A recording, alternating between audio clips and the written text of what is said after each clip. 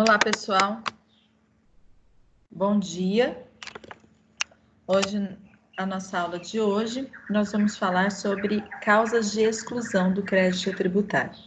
Na semana passada, nós falamos de causas de suspensão do crédito tributário e causas de extinção do crédito tributário. Nós não terminamos as causas de extinção, né? Nós iniciamos as causas de extinção do crédito tributário e não concluímos. Hoje nós vamos falar das outras causas de extinção do crédito tributário, que nós não vimos na semana passada, e causas de exclusão do crédito tributário, ok? Eu só vou dar uma olhadinha aqui no meu celular, para ver se tem alguém precisando de ajuda aqui para acessar a nossa aula.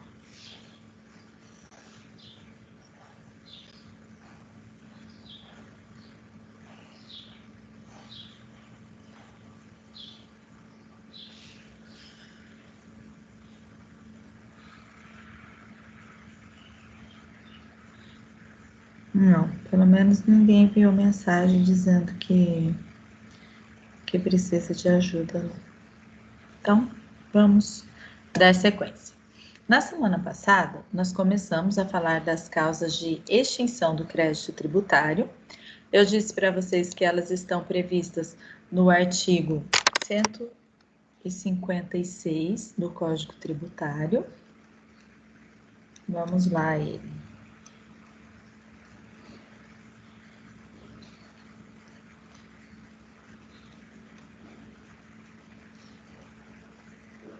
Aqui. Artigo 156, extingue o crédito tributário. 1. O pagamento. 2. A compensação. 3. A transação. 4.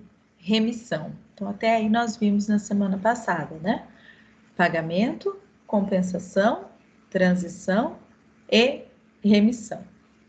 Também extingue o crédito tributário. Prescrição e decadência, a conversão do depósito em renda, o pagamento antecipado e a homologação do lançamento nos termos do artigo 150 e seus parágrafos, a consignação em pagamento nos termos do disposto do parágrafo 2º do artigo 164, a decisão administrativa irreformável, assim entendida, a definitiva na órbita administrativa, que não mais possa ser objeto de ação anulatória. A decisão judicial passada em julgado, inciso 11, da ação em pagamento em bens imóveis, na forma e condições estabelecidas em lei.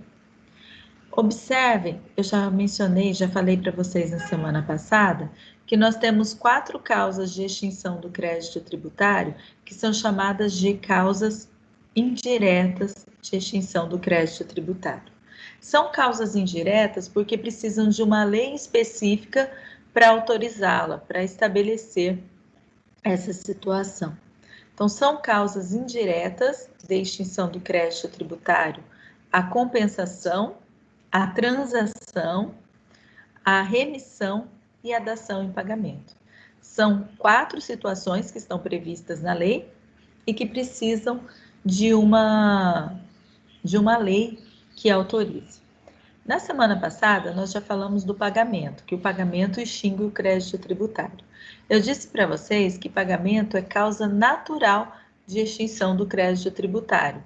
Quando o crédito tributário é instituído, quando o fisco faz a lei para criar o crédito tributário, ele já deseja, ele quer que o crédito tributário seja extinto pelo pagamento. E aí nós falamos alguns pontos, né, sobre o pagamento indevido, e ação de restituição de indébito e a consignação em pagamento. Compensação. E daí nós mencionamos também que o pagamento, nós temos algumas regras previstas sobre pagamento, que estão nos artigos 157 até o 163 do Código Tributário. Deixa eu voltar aqui. Tem alguém chamando ali para entrar na aula.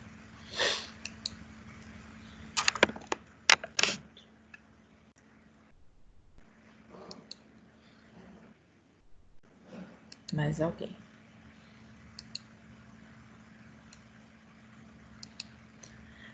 Então, esses artigos, né, o 167 até o 165, 7, né, 157 a 167, na verdade, até o 169 falam de pagamento. Depois vem ali no 170, demais modalidades de extinção do crédito tributário. O inciso 2º do artigo 156 fala da compensação. O artigo 170 menciona que a lei pode, nas condições e sobre as garantias que estipular, ou cuja estipulação em cada caso atribuir à autoridade administrativa, autorizar a compensação do crédito tributário, com créditos líquidos e certos, vencidos ou vincendos. Tá? Então, a lei pode autorizar que exista a compensação. O que é a compensação? É o encontro de créditos e débitos. Quando alguém tem um crédito para receber do Estado, mas também tem uma dívida para pagar, essa pessoa pode solicitar que seja feita a compensação do crédito com o débito. E aí será extinta a obrigação tributária sem que ela efetue o pagamento.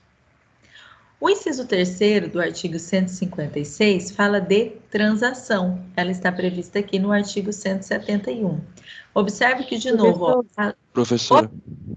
Oi. Tem como aceitar a Sulimar? Ela tá na fila de espera. Não tem ninguém, não. Até apitou aqui, fez um barulho. Não tem ninguém na sala para entrar.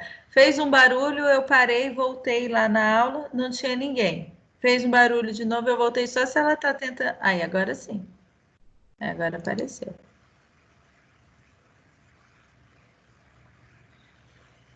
Porque às vezes tenta entrar e daí já cai, né? Deve ser isso. Porque tem mais gente chegando. Tá. Bom, então o artigo 171, ele fala de transação. Transação é acordo, tá? Normalmente vai ocorrer dentro de uma ação judicial ou de um processo administrativo. Então, como eu estava dizendo, observe que aqui também fala, ó, a lei. A lei pode facultar, quando nós falamos de compensação, também, a lei pode, nas condições, aí nós vamos para a transação, no 171. A lei pode facultar, então sempre a lei que vai autorizar. E depois, quando a gente fala de remissão, novamente, artigo 172, a lei pode autorizar a autoridade administrativa a conceder a remissão. Observem que todas essas são situações em que nós precisamos de uma lei para conceder a compensação, a transação ou a remissão para o sujeito passivo. E todas essas situações são causas de extinção do crédito tributário. Por isso, nós chamamos de causas indiretas da extinção. Indiretas porque precisa de uma lei para autorizar. Observe que quando nós falamos do pagamento, não preciso de nenhuma lei dizendo pagamento extingue o crédito tributário. Nós já sabemos que o pagamento extingue o crédito tributário. O pagamento por si só, ele extingue o crédito tributário, porque o pagamento é a causa natural de extinção do crédito tributário. O crédito nasce para ser extinto por meio do pagamento, certo?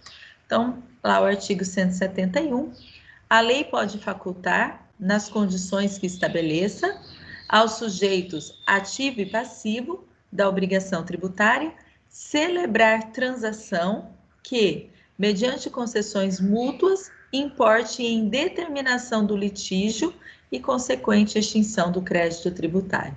Nós falamos em transação quando ambas as partes, né, tanto o contribuinte quanto o fisco, abrem mão de algo, né, abrem mão de determinada de determinado benefício para poder fazer um acordo.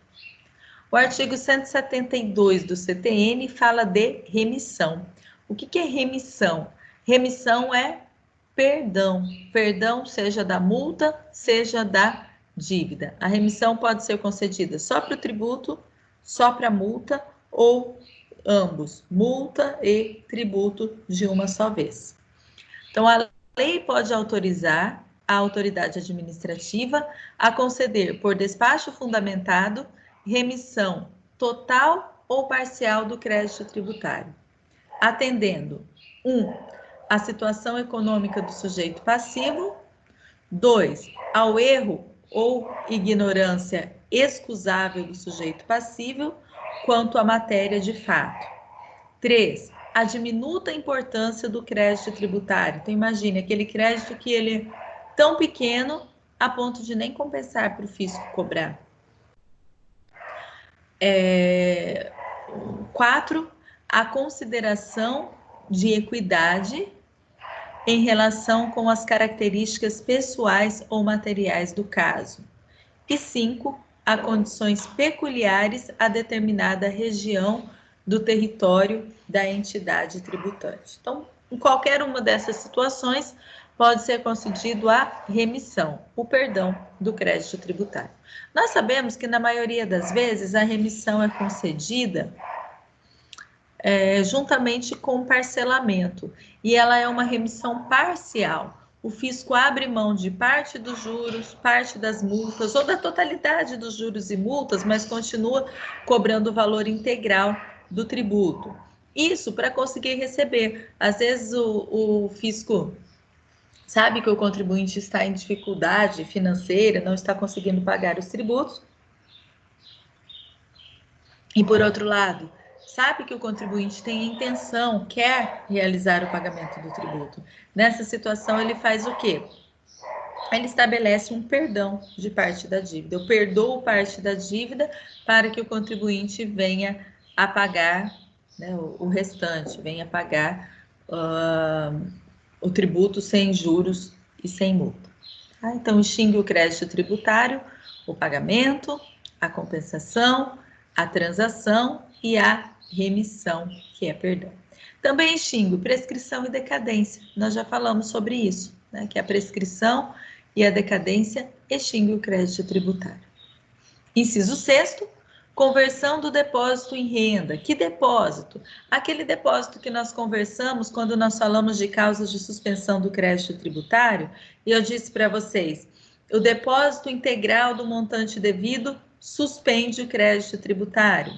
E agora eu digo, a conversão desse depósito em renda, a conversão desse depósito em pagamento, extingue o crédito tributário. Tá? Enquanto o contribuinte deposita provisoriamente o valor que está sendo cobrado, o crédito fica suspenso. Quando o fisco entende que... O fisco não... pode ser o fisco no processo administrativo ou o juiz, né, no processo judicial, entende que esse contribuinte realmente deve e determina a conversão desse depósito em renda, ocorre a extinção do crédito tributário. Inciso 7º, também extingue o crédito tributário, o pagamento antecipado e a homologação do lançamento nos termos do disposto do artigo 150 e seus parágrafos 1º e 4º. Gente, nós estudamos, quando nós falamos de lançamento, que existem 3 espécies de lançamento. O lançamento pode ser de ofício, o lançamento pode ser por declaração e o lançamento pode ser por homologação. O lançamento por homologação é aquele em que o contribuinte faz o cálculo do tributo, ele calcula quanto ele deveria pagar, estabelece o valor e paga aquela importância que ele entende ser devida, sem qualquer manifestação do fisco. Sem que o fisco diga se está certo, se está errado, sem que o fisco estabeleça o valor que deve ser pago. Tá? Então, pagamento antecipado e a homologação do pagamento se dá nessa situação. Inciso 8º. Também extingue o crédito tributário a consignação em pagamento nos termos do disposto do parágrafo 2º do artigo 164.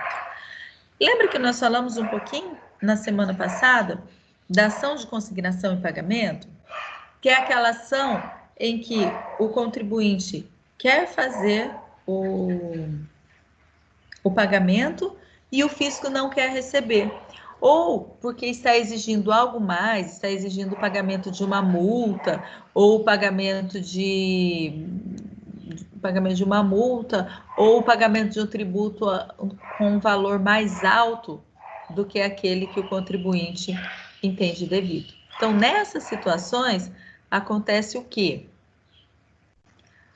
O contribuinte propõe a ação de consignação em pagamento, deposita o valor em juízo e esse dinheiro fica lá consignado. Somente no final da ação de consignação em pagamento, quando o juiz estabelece, não, realmente o contribuinte tem razão, considere-se extinta a obrigação pelo pagamento. Então, seria essa a forma da consignação em pagamento extinguir o crédito tributário. Professora. Oi? Deixa eu tirar uma dúvida. Lá na Sim. questão da prescrição, são 5 anos, certo? Para prescrever. Esses 5 anos, eu vou contar ele eu vou contar ele para lançamento na dívida ativa ou para execução fiscal? Ou são 2 vezes que conta? Não, é para execução fiscal. O prazo da inscrição na dívida ativa, na verdade, não tem prazo para inscrição na dívida ativa. A inscrição deve ser feita antes da prescrição. Então, assim, o prazo prescricional, ele é para propor a ação de execução fiscal. A inscrição na dívida ativa, ela é um requisito para propor a ação de execução. Por quê? Porque depois que inscreve na dívida ativa, é que o fisco consegue extrair a CDA, que é a certidão de dívida ativa. Então, essa CDA é um instrumento da execução fiscal. Sem inscrever a dívida na dívida ativa, o fisco não consegue promover a execução.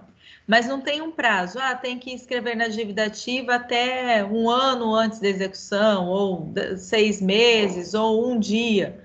O que tem que acontecer é que tem que escrever na dívida ativa a qualquer tempo antes de ocorrer a prescrição. Inscreveu na dívida ativa, imediatamente pode efetuar a execução. Aí tem um artigo, que não é matéria especificamente de tributário, mas é matéria de execução fiscal, então eu acho interessante, porque a execução fiscal você pode promover tanto em relação a créditos que são fiscais, quanto em relação a créditos não fiscais. Então, o fisco vai promover execução fiscal para cobrar os impostos, as contribuições, e aí são execuções fiscais, mas o fisco também pode promover execução e cobrar dívidas ativas que não são decorrentes de tributo, como, por exemplo, uma multa ambiental. E aí a lei de execução fiscal, e daí vai promover execução fiscal também de crédito não tributário. Multa ambiental. Fisco, a Fazenda Pública, né, o Estado realizou uma multa, aplicou uma multa, o contribuinte não pagou, está promovendo a execução dessa dívida. A lei de execução fiscal, no artigo, agora eu não tenho certeza se é artigo 1º, parágrafo 2º, ou se é artigo 2º, parágrafo 1º da ação de execução fiscal, um dos dois. Acho que é o artigo 2º mesmo, da Lei de Execução Fiscal. Bom, estabelece que a inscrição na dívida ativa desse crédito não tributário suspende o prazo prescricional por 6 meses. Então, imagina se está correndo o prazo prescricional. Já correu 3 anos da multa, eu estou falando. Já correu 3 anos e não executou a multa. Inscreve na dívida ativa. O prazo prescricional para por 6 meses e depois reinicia. O que acontece é que para esses créditos não tributários, o prazo prescricional passa a ser de 5 anos e 6 meses. Aumenta 180 dias. Agora, no crédito tributário, isso não se aplica. Certo? Eu estou chamando a atenção desse assunto porque eu já vi eu não sei se eu já comentei com vocês, mas eu fiz a prova aqui do município de Rondonópolis, eu fiz a prova de procurador o ano passado. E acho que foi ano passado. E a peça prática que caiu foi uma defesa, né, em relação a uma cobrança. Então, na verdade, tinha que fazer um agravo de instrumento, porque a pessoa alegava que existia. Era um agravo de instrumento porque o juiz deu a decisão falando que ocorreu a prescrição e eu, como procurador do município, que estava defendendo o fisco, eu tinha que dizer que não ocorreu a prescrição.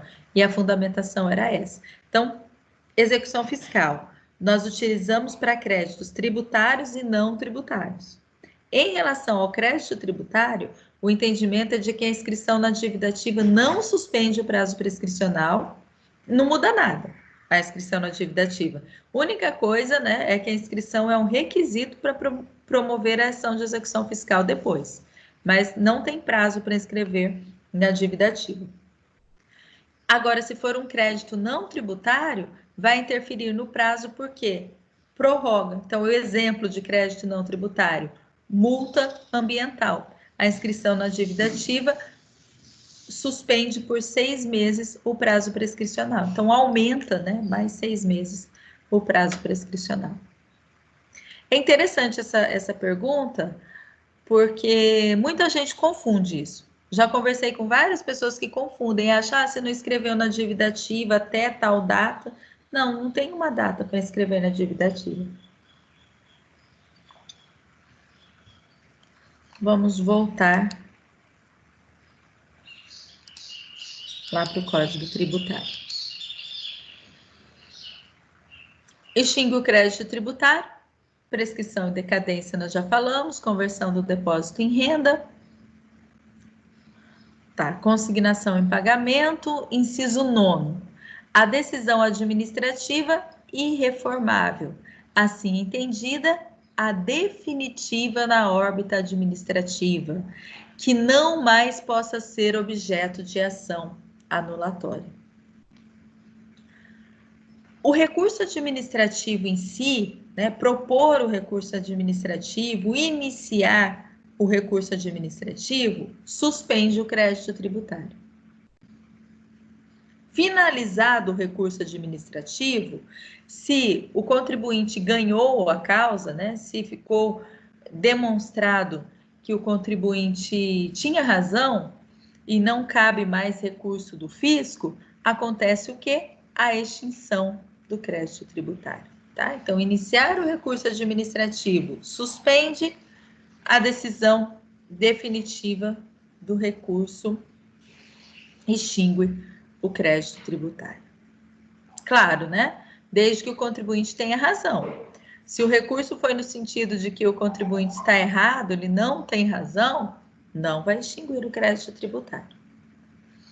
Inciso 10, a decisão judicial passada em julgado.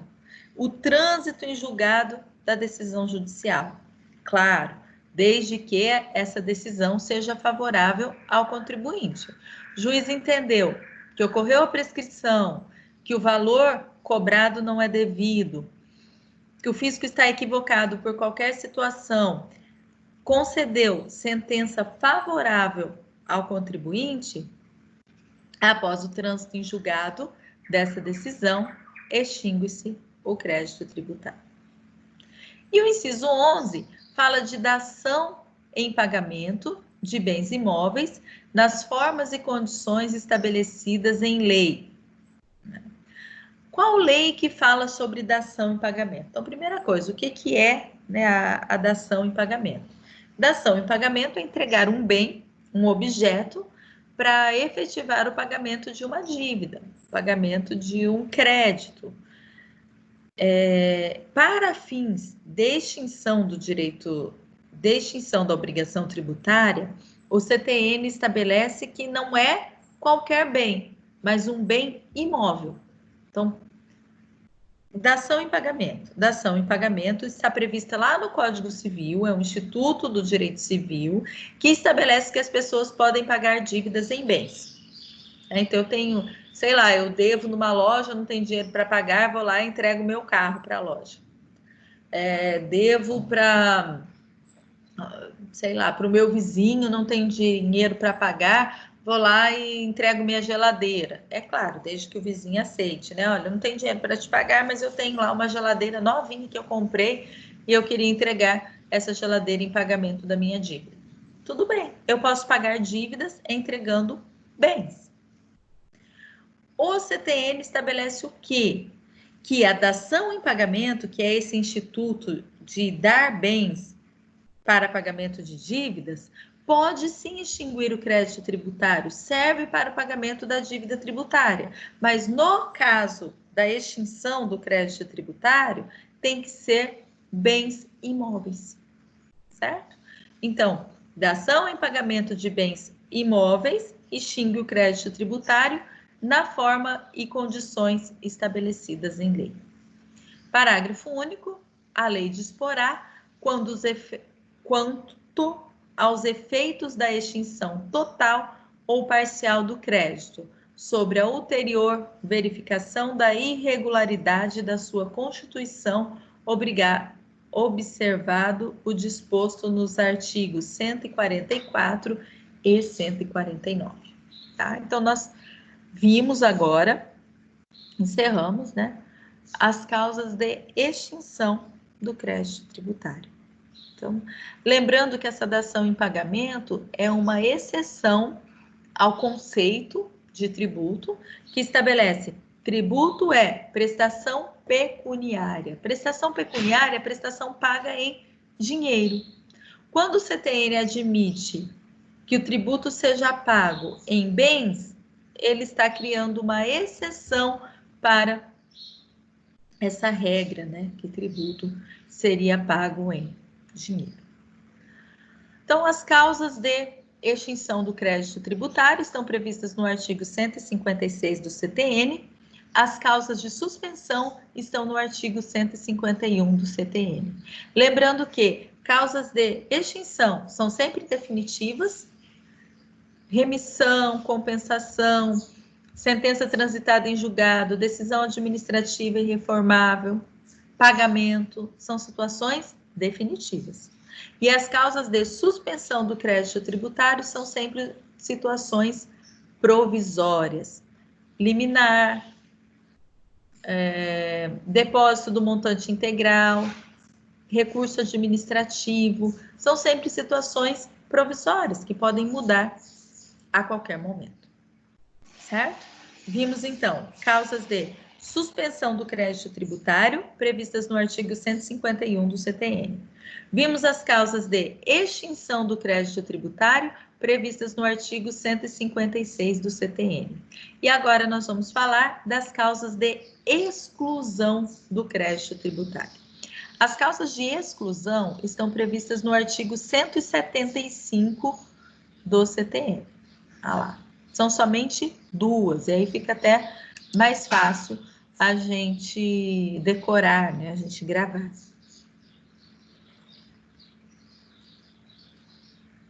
Excluem o crédito tributário. 1. A isenção. 2. A anistia. São duas causas somente. A isenção é aplicada para casos de tributo, para situações que envolvem a dispensa do lançamento no caso de tributo. E a anistia envolve situações de multa, situações em que haverá a exclusão do pagamento de uma multa.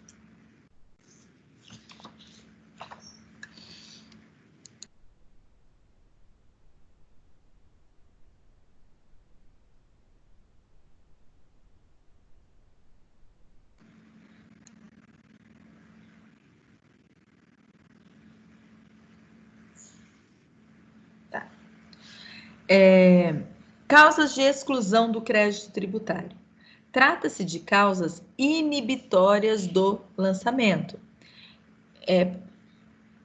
Atentem-se, né, para a situação de que essas são causas que excluem o lançamento, ou seja, são causas que impedem o lançamento, não permitem que o lançamento venha a acontecer, né? Fazem com que o lançamento não seja efetuado. Então, nas outras situações que nós vimos até agora, existe o lançamento, existe o crédito tributário constituído, mas tem uma causa que suspende a cobrança. Causas de extinção. Existe o lançamento, existe o crédito constituído, mas vem alguém e paga, e assim extingue o crédito tributário que nasceu do lançamento. Nas causas de exclusão, não haverá o lançamento. As causas de exclusão impedem a ocorrência do lançamento tributário. Então, tratam-se de causas inibitórias do lançamento, que impedem o lançamento. Isenção e anistia podem ocorrer após o nascimento da obrigação, mas antes da constituição do crédito tributário. Nós vamos falar um pouquinho da isenção, depois nós falamos da anistia. A isenção está prevista nos artigos 176 a 179 do CTN. Isenção é dispensa legal da exigibilidade do tributo. É dispensa do lançamento, né, da exigibilidade do tributo.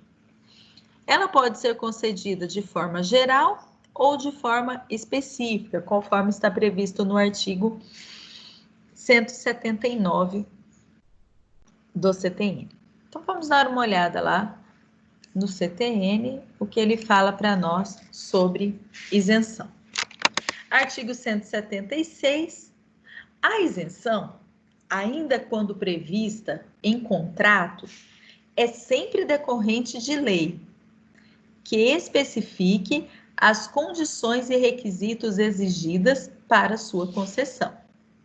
Os tributos a que se aplica, e sendo o caso, o prazo de sua duração. Parágrafo único. A isenção pode ser restrita a determinada região do território da entidade tributante, em função de condições a ela peculiares. Observe, isenção, ela pode até vir prevista em contrato, mas ela só tem validade se ela estiver prevista em lei. Isenção é dispensa do pagamento de tributo. Por essa razão, somente a lei pode dispensar alguém de pagar um tributo. Se foi a lei que criou o tributo, somente a lei pode dispensar esse contribuinte do pagamento do tributo. A isenção pode ter condições e requisitos específicos para que o contribuinte goze, né, desse direito à isenção, e pode ser realizada em relação a determinados tributos e ter prazo determinado ou não. Existe isenção por prazo indeterminado e existe isenção com prazo determinado. A isenção com prazo indeterminado, o exemplo que nós temos é a isenção de imposto de renda para pessoas que têm algumas doenças. Então, uma pessoa que tem cegueira, por exemplo, ela é isenta do pagamento de imposto de renda. Ela não precisa pagar o imposto de renda. E essa isenção tem prazo indeterminado. Ninguém sabe, né, por quanto tempo ela continuará sendo aplicada. Isenção com prazo determinado. Município, exemplo, né? Exemplo hipotético. Município de Rondonópolis concede isenção de 5 anos de IPTU para empresas que vierem se instalar no município no ano de 2020. O município estabelece uma isenção temporária, por prazo de 5 anos, e condicional. Para quem? Para as indústrias, para as empresas que vierem se instalar no território do município no ano de 2020.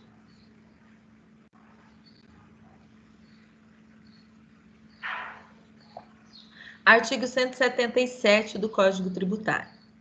Salvo disposição de lei em contrário, A isenção não é extensiva às taxas e às contribuições de melhoria.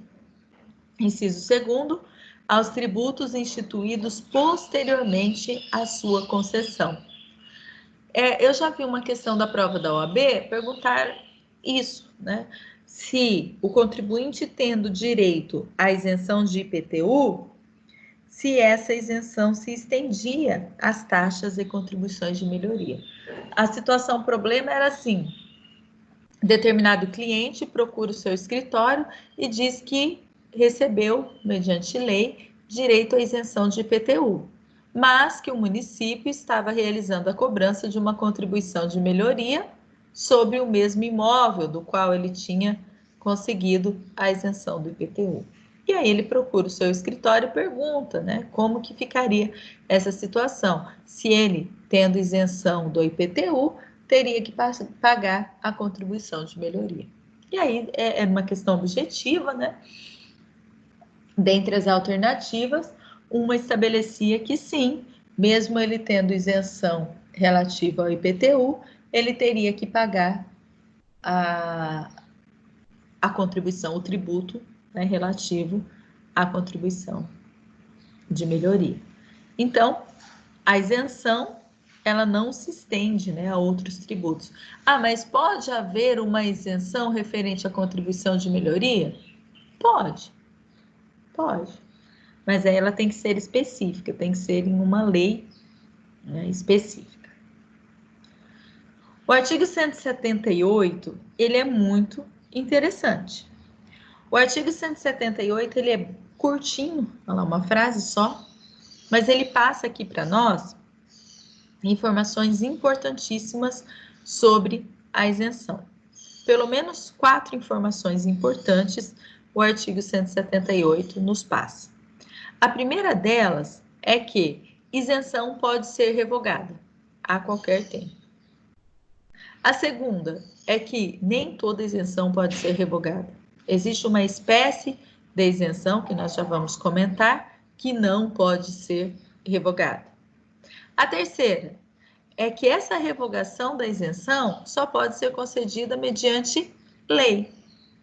Ela tem que respeitar a formalidade, né? A isenção pode ser revogada a qualquer tempo, mas somente se houver uma lei estabelecendo essa revogação.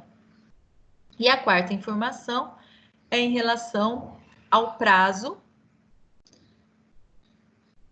na verdade, a suspensão da norma, né, que revoga a isenção. Sendo revogada uma isenção, há um prazo previsto no artigo 104 do Código Tributário para que essa lei passe a ter aplicabilidade, para que essa lei possa ter efeitos, né, em relação ao contribuinte.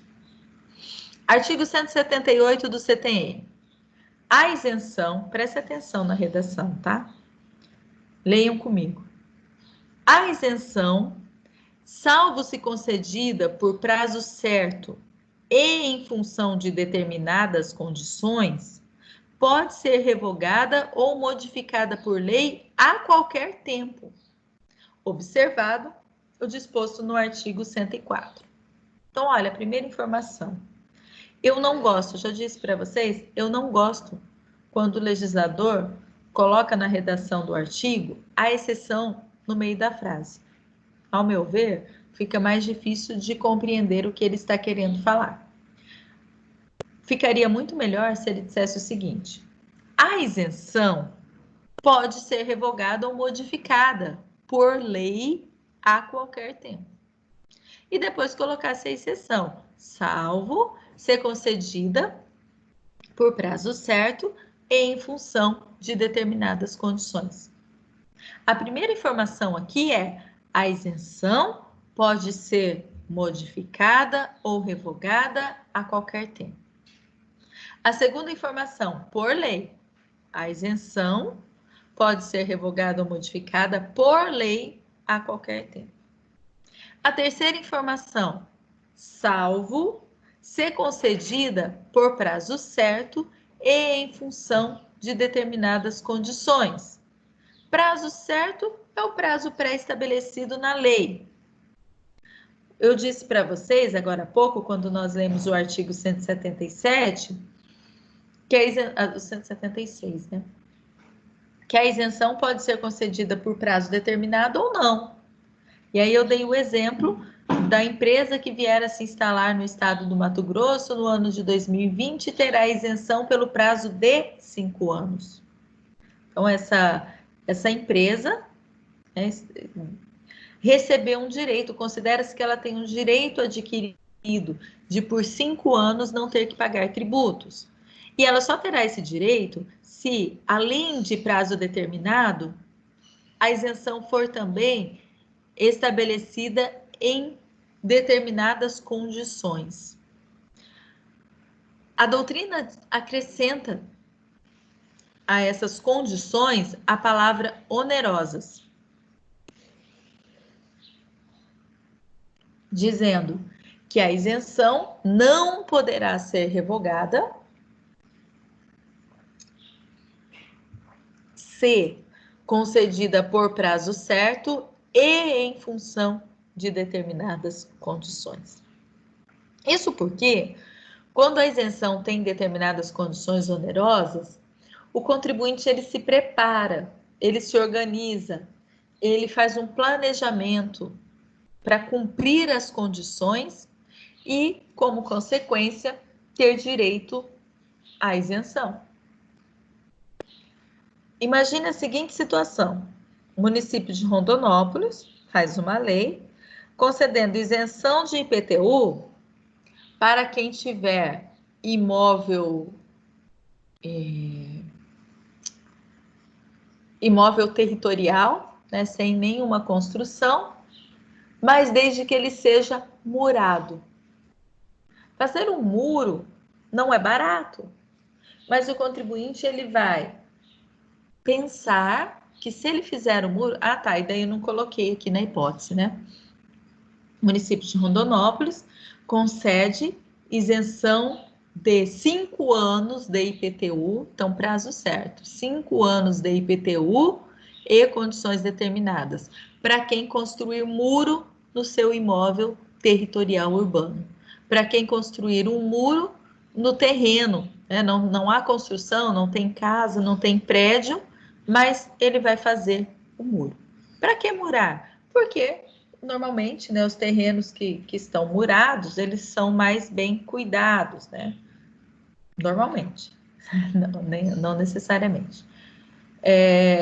Nessa situação, nós temos um exemplo de isenção com condições e prazo determinado.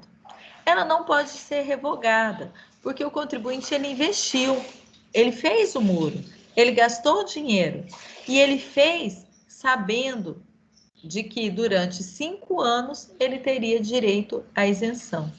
Ele fez com a condição, né? Ele fez para cumprir o requisito da isenção e ter direito à isenção de IPTU por prazo de 5 anos. Essa lei que eu estou falando é hipotética, tá, gente? Até tem um desconto de alíquota para o imóvel territorial que tenha muro e calçada. É uma alíquota menor que é aplicável, mas não existe essa isenção, não. Mas vamos supor, né, que existindo essa isenção, o contribuinte faça o que a lei estabelece e no ano seguinte o município venha e revogue essa lei. O contribuinte vai sair no prejuízo, porque ele fez o muro acreditando que durante 5 anos ele teria direito à isenção. E agora vem uma nova lei dizendo que ele não tem mais direito à isenção. Por essa razão, o artigo 178 diz que a isenção pode ser revogada ou modificada a qualquer tempo, salvo se ela tiver 2 requisitos: se ela for concedida por prazo certo e em função de determinadas condições. Se a isenção tiver esses 2 requisitos, ela não poderá ser revogada. Observe que não é um requisito ou outro, mas os 2 requisitos conjuntamente. Por quê? Uma mesma lei que estabelece uma obrigação para o contribuinte para ter direito a uma isenção, mas não tenha prazo determinado, ela pode ser revogada. Porque o município, ou o estado, ou o fisco, não é obrigado a conceder um favor legal por tempo indeterminado e manter esse favor legal sempre. Vamos supor, né, que essa mesma lei que eu disse, o município estabelece que tem direito à isenção de IPTU aquelas pessoas que construírem muro. E aí dá o direito por 1 ano, 2, 3, e depois revoga. Revoga. Ah, mas o contribuinte sofreu prejuízo. Mas quando ele fez o muro, ele não sabia por quanto tempo a isenção existiria. Ele sabia que naquele momento haveria isenção, mas não sabe por quanto tempo. E por outro lado, ele não teve um prejuízo, porque o muro é uma benfeitoria que está lá no imóvel dele, né, que agregou valores ao imóvel. Então, o artigo 178 traz essas informações para o nosso estudo. E a quarta informação do artigo 178 do Código Tributário diz respeito ao artigo 104. Então, ele diz assim, ó, a isenção, salvo ser concedida por prazo certo e em função de determinadas condições, pode ser revogada ou modificada por lei a qualquer tempo, observado o disposto no inciso 3º do artigo 104. O que diz o inciso 3º do artigo 104? Vamos dar uma olhadinha.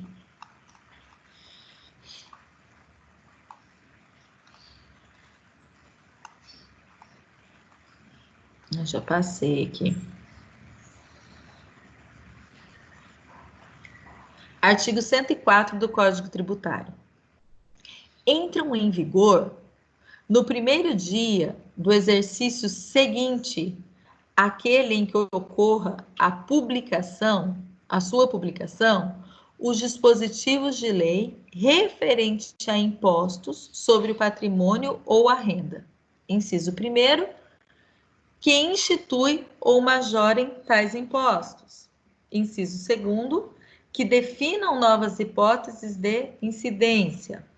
Inciso 3º, que extinguem ou reduzem isenção, salvo se a lei dispuser de maneira mais favorável ao contribuinte e observado o disposto no artigo 178. Observem que o artigo 178 faz remissão ao artigo 104 e o artigo 104 faz remissão ao artigo 178. Então, um fala sobre o outro. O que diz o 104? Entra em vigor no primeiro dia do exercício seguinte àquele em que ocorra a sua publicação. Os dispositivos de lei referente a impostos sobre o patrimônio ou a renda que extinguem ou reduzem isenção, salvo se a lei dispuser de forma mais favorável, ou seja, der um tempo maior, né? Não seja 1º de janeiro do exercício financeiro seguinte, mas depois de 2 anos, depois de 3 anos. Então, a lei, né, que revoga uma isenção, ela não pode ter vigência imediata. Ela vai entrar em vigor depois de um tempo, porque a revogação de uma isenção é a revogação de um benefício para o contribuinte, de um benefício fiscal. O contribuinte tinha o direito de não pagar aquele imposto, e agora ele não tem mais o direito, ele vai ter que pagar o imposto. Por isso, ele precisa de um período, ele precisa de um prazo para se organizar, para estabelecer como ele vai efetuar o pagamento desse tributo, com qual dinheiro.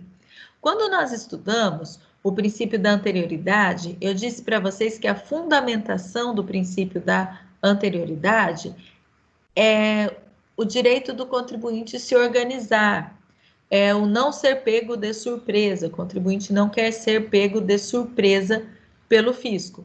Ele quer um prazo razoável para que ele possa se organizar e somente depois iniciar o pagamento do tributo.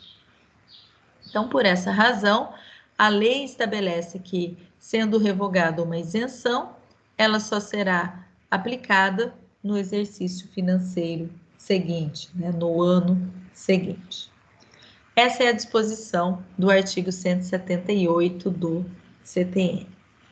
E o 179 ainda fala da isenção, é o último artigo que fala sobre isenção, dizendo o seguinte: a isenção, quando não concedida em caráter geral, é efetivada em cada caso por despacho da autoridade administrativa em requerimento com o qual o interessado faça prova do preenchimento das condições do cumprimento dos requisitos previstos em lei ou contrato para sua concessão. Então, a isenção ela pode ser concedida em caráter geral, para todo mundo igual, ou em caráter específico. Isenção geral. Isenção, por exemplo, de imposto de renda para pessoas que ganham um salário mínimo. Todas as pessoas que ganham salário mínimo terão direito à isenção de imposto de renda. Isso é geral. Agora, existem algumas isenções que são específicas. Por exemplo, isenção de imposto de renda para pessoas que têm alguma deficiência física ou alguma limitação física. Como que o governo vai saber que você ganha um salário mínimo? É muito fácil saber. O governo, a Fazenda Pública, a Receita Federal, tem acesso a essas informações. Agora, que você tem um problema cardíaco, ou que você sofre de cegueira, ou que você tem uma doença hepática grave, o fisco não sabe.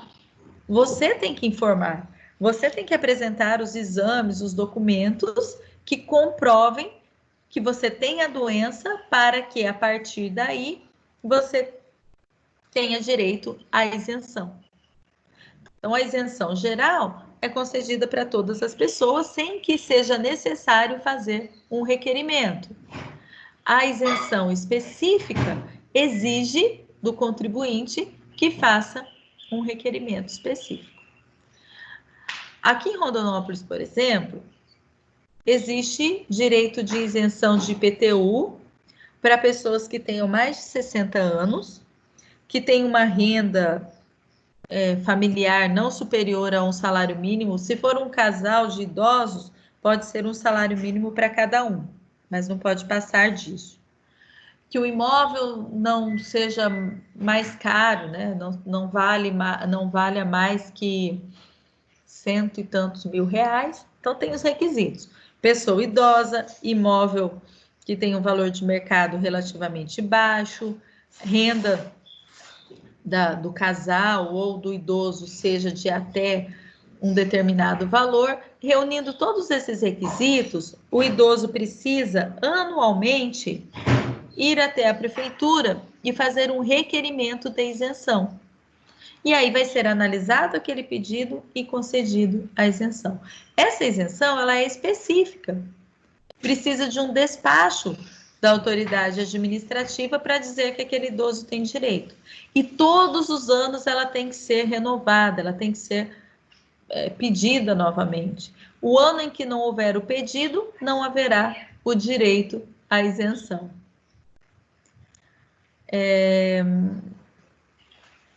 Tá, então essa é a isenção específica.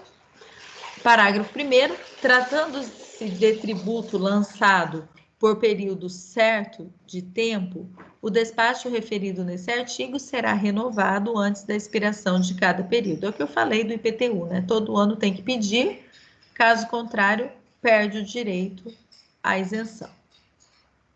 Parágrafo 2º, o despacho referido nesse artigo não gera direito adquirido, aplicando-se, quando cabível, disposto no artigo 155. O que é essa situação, né? O despacho referido nesse artigo não gera direito adquirido.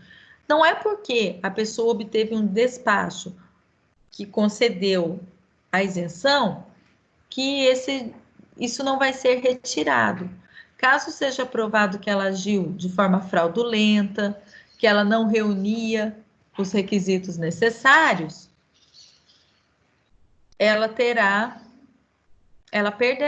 né, o direito à isenção. Outro ponto importante aqui sobre a isenção está no parágrafo único do artigo 175, que diz assim: a exclusão do crédito tributário não dispensa o cumprimento das obrigações acessórias dependentes da obrigação principal, cujo crédito seja excluído, ou dela consequente. O fato de você ter direito à isenção do crédito tributário, ou de imposto de renda, por exemplo, não significa que você não tenha que fazer a declaração do imposto de renda anualmente. Tem que fazer a declaração exatamente para o fisco conferir se você continua sendo portador do direito àquela isenção, porque você pode não ter mais esse direito, né? Esse direito pode ter sido extinto. Então, o fato de ter direito à isenção não quer dizer que o contribuinte não tenha que cumprir as obrigações acessórias. Imagine isenção de ICMS. Ficou estabelecido que determinado contribuinte tem direito à isenção de ICMS. Vou dar um exemplo concreto.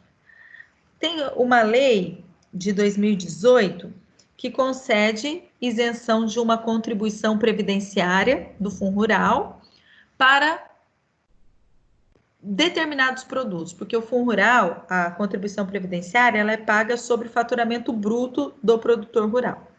Aí uma lei de 2018 estabelece isenção de determinados produtos, como por exemplo semente. O produtor que está lá produzindo semente não vai pagar o Fundo Rural sobre a semente, vai pagar sobre os outros produtos que estiver comercializando.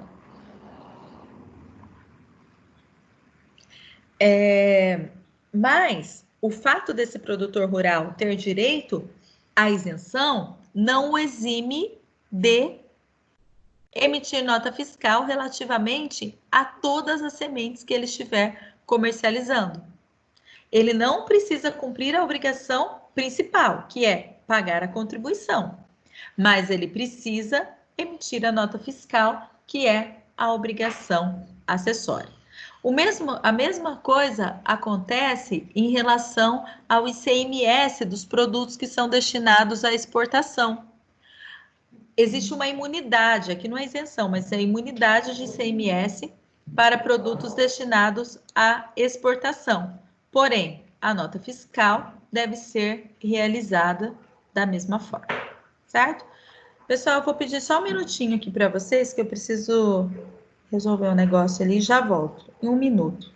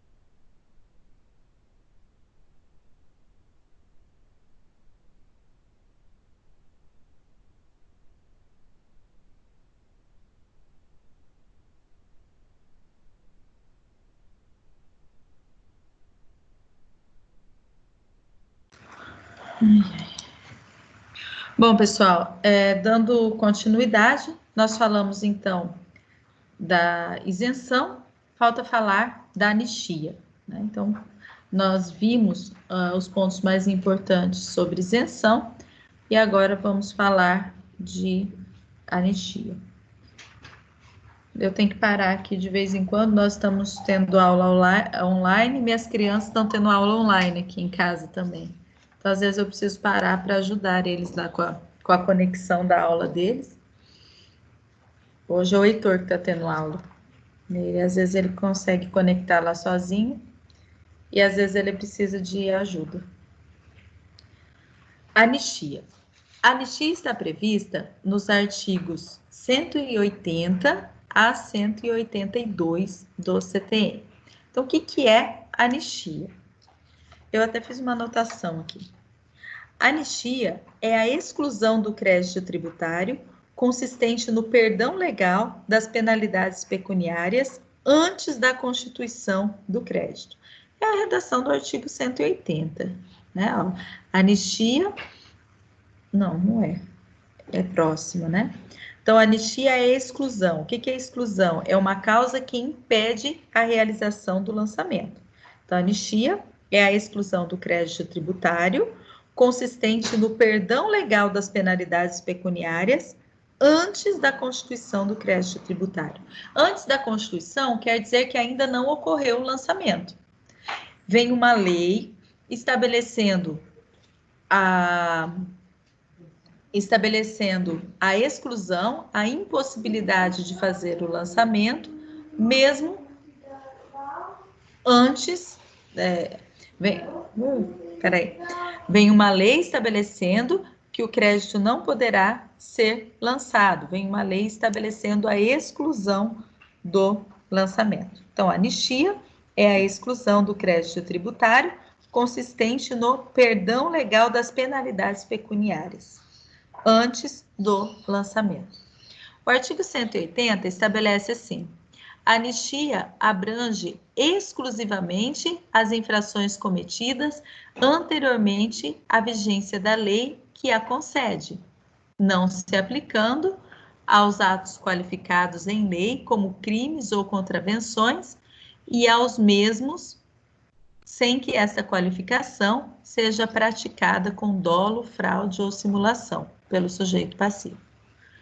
Salvo disposição de lei em contrário, as infrações resultantes de conluio entre duas ou mais pessoas naturais ou jurídicas. Então, observe, a anistia abrange exclusivamente infrações cometidas após a vigência da lei, porque eu não posso conceder anistia, concedidas anteriormente à vigência da lei. Eu não posso conceder anistia para abranger situações anteriores à vigência da lei, porque como que vai perdoar uma dívida? Gente, só um pouquinho aqui. Já vem. O que é, Heitor? Não postaram, não? Aqui, Mas chegou só agora. Aqui. Só agora que você veio pra cá. Então eles me viram e ó, para comer.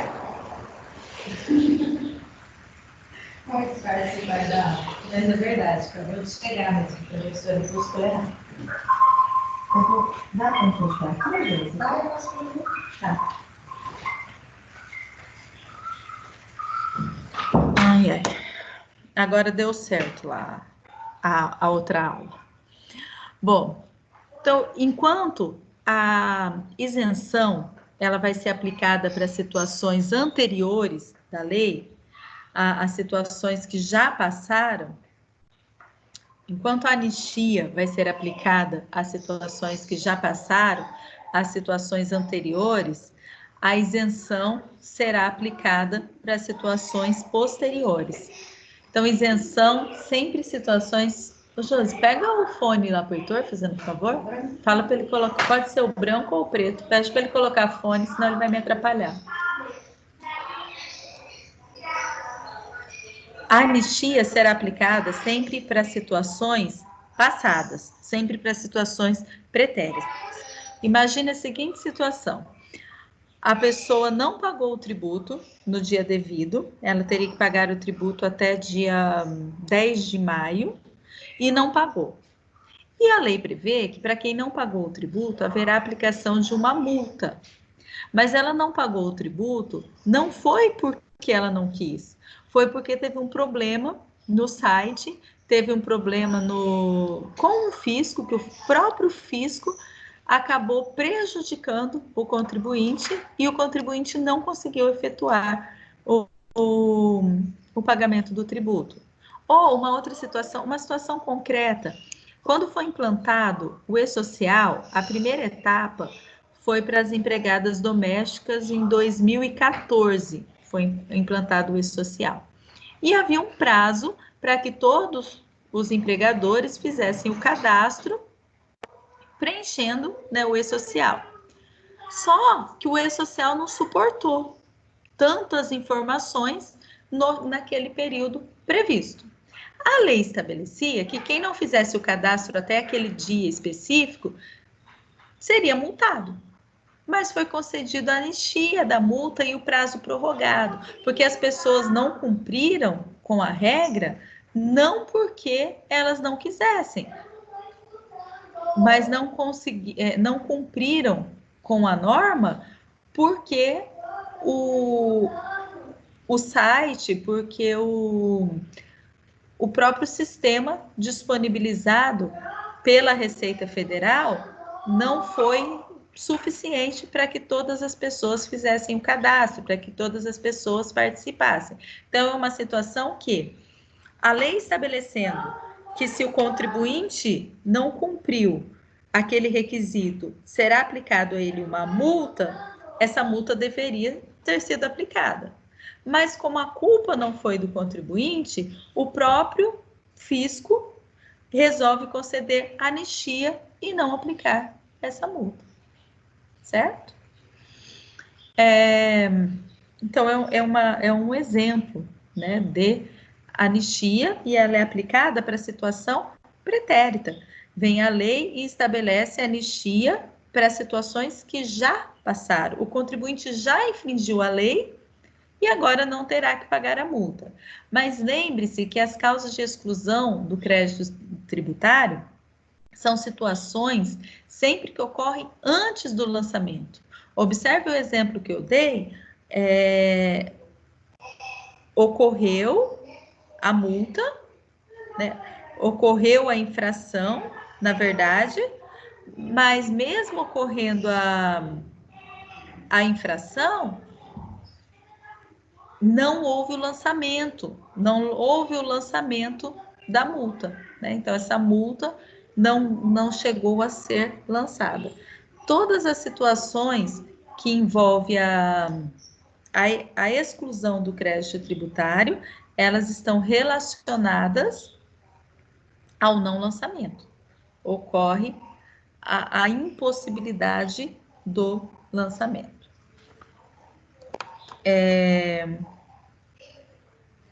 Que mais? Então, a anistia abrange infrações cometidas antes da vigência da lei que as concedeu.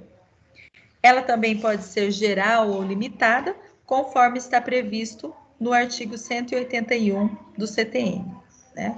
E aí, se limitada, ela vai ser concedida em relação a situações, em relação a determinados tributos, em relação a determinadas penalidades, ou até determinada quantia, a determinada região do país, a determinadas condições.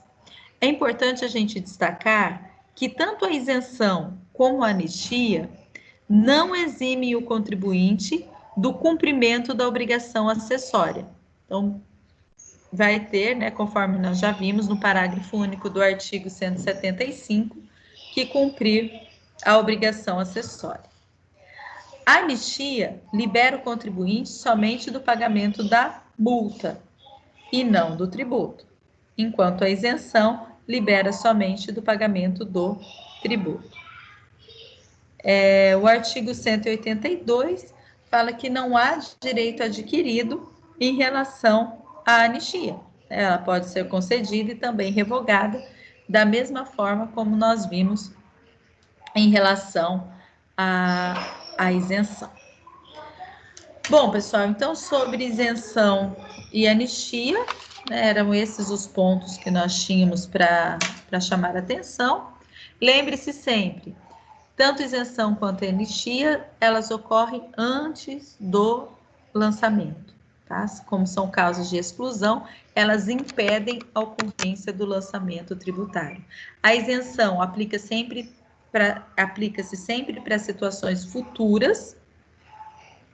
A lei concedendo isenção foi publicada hoje, foi publicada hoje, será aplicada a partir de amanhã, a partir da semana que vem, a partir do ano seguinte. E a anistia, ela aplica-se sempre para situações anteriores, para situações que já passaram, porque não teria sentido conceder a dispensa de uma multa para quem não pagar o imposto no ano que vem, na semana que vem, no mês que vem. Então, é para quem não pagou no ano passado, para quem não cumpriu a lei no mês passado, e agora vai ser liberado da aplicação dessa multa. Bom, gente, outra coisa que eu preciso... Bom, antes de falar, né? Alguém tem alguma dúvida? Alguém quer fazer uma colocação sobre esse assunto? Professora, Oi. eu fiquei com um pouquinho de dúvida aí dessa questão que você falou antes e depois da lei. No caso, a isenção, elas são para situações após a lei. Futuras. Então, primeiro eu tenho a lei, aí depois acontece o fato gerador, e aí o ente ele vai perdoar aquele fato gerador. Exatamente. Então, o fato gerador tem que ser após a lei. E no caso da anistia, o fato gerador é antes da lei? Antes da lei. O fato gerador da multa, né, porque a anistia é só para situações de penalidades pecuniárias. Qual que é o fato gerador da infração? Ou melhor, qual é o fato gerador da infração, né? É infringir a lei. Então, é para situações que as pessoas infringiram a lei já o ano passado.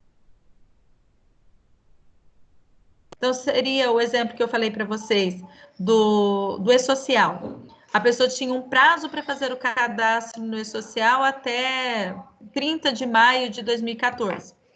E ela não fez o cadastro. Não fez o cadastro não porque ela não quis, mas porque o sistema estava com falha.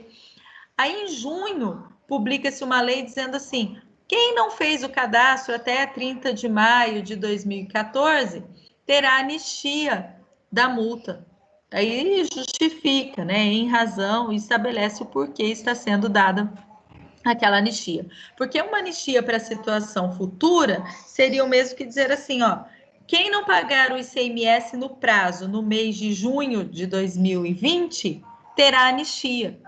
É o mesmo que dizer assim, ninguém precisa pagar no prazo, porque quem não pagar no prazo não vai sofrer nenhuma consequência.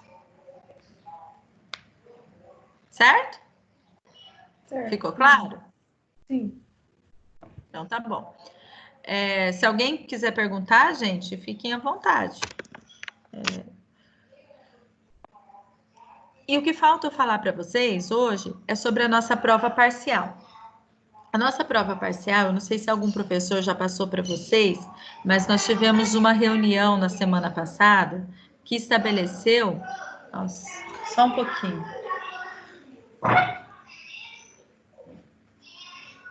Arthur, não dá para colocar o fone, não?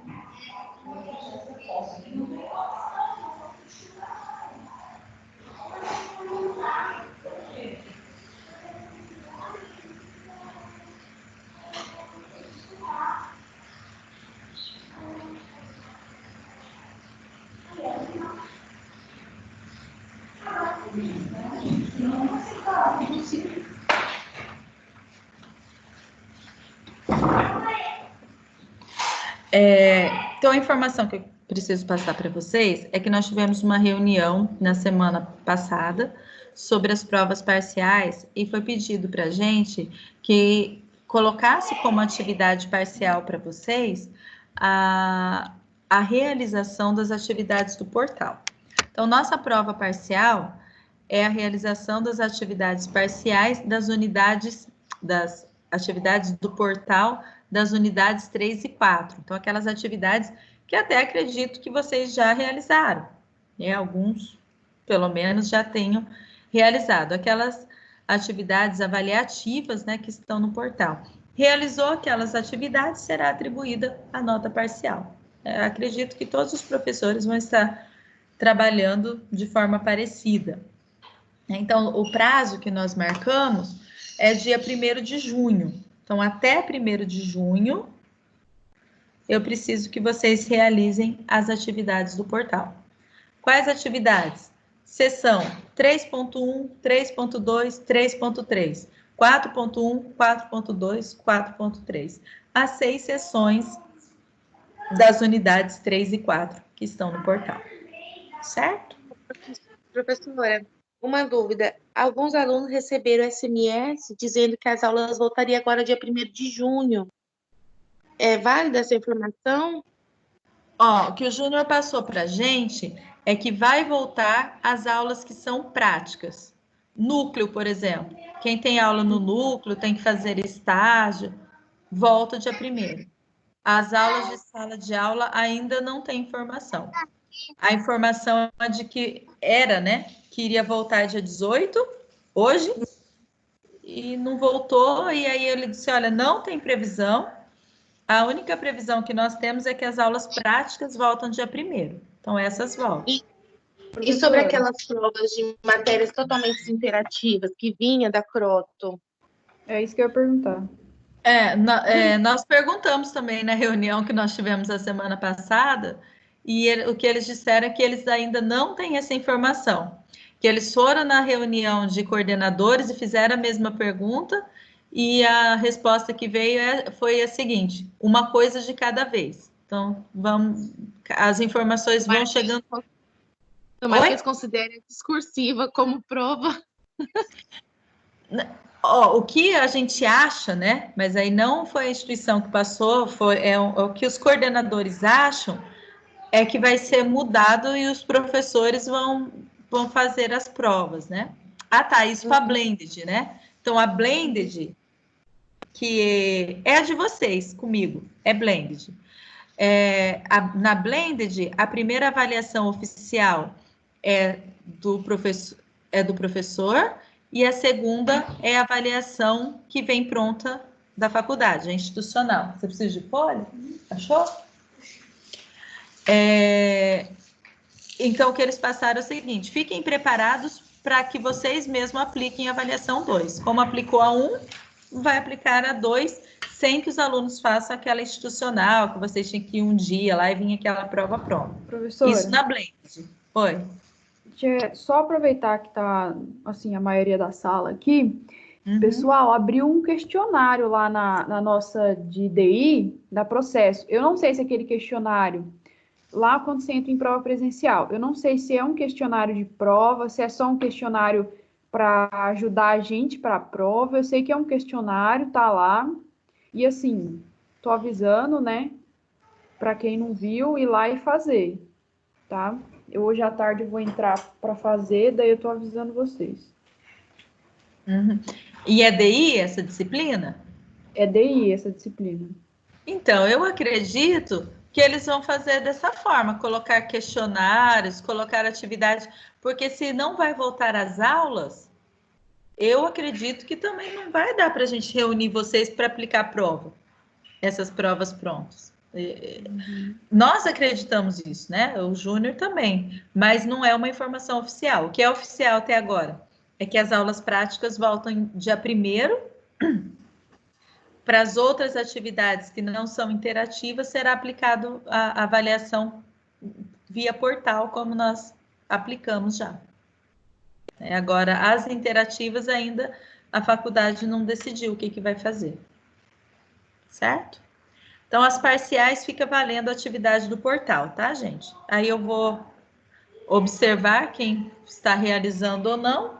Acredito que não vai ter problema nenhum, porque é uma atividade que vocês já tinham, né, que fazer.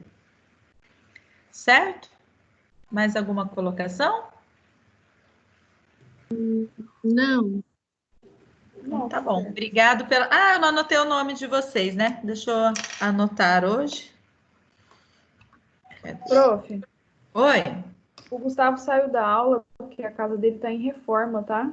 Aí teve que desconectar lá a internet, mas ele tava na aula. Tá. Eu vou Jéssica, tá aí? Ele todo assim, ó. Todo assim, ó. O Gustavo eu vi a hora que ele entrou, só não vi a hora que ele saiu. Jéssica, Jéssica tá sem microfone. tá. Gustavo, Luiz, Norielma,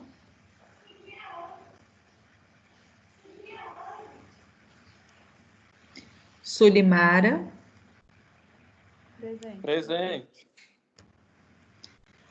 Tatiane e Tamires. Presente. Tá bom, pessoal. Obrigado pela companhia de vocês. Desculpem as interferências de hoje, né? Eu vou tentar organizar para não acontecer mais isso. É que quando as crianças acordam, eles ficam chamando, preciso de ajuda de uma coisa, eu tô com eles em casa. Então, assim, mesmo tendo quem ajude eles, eles querem a mãe, tem hora. Mas eu peço desculpas, eu vou tentar organizar para que na próxima aula não tenha tantas interferências, tá? Obrigado pela participação de vocês. Oi. E até a semana que vem, então. Abraço a todos, boa semana. Fiquem com Deus.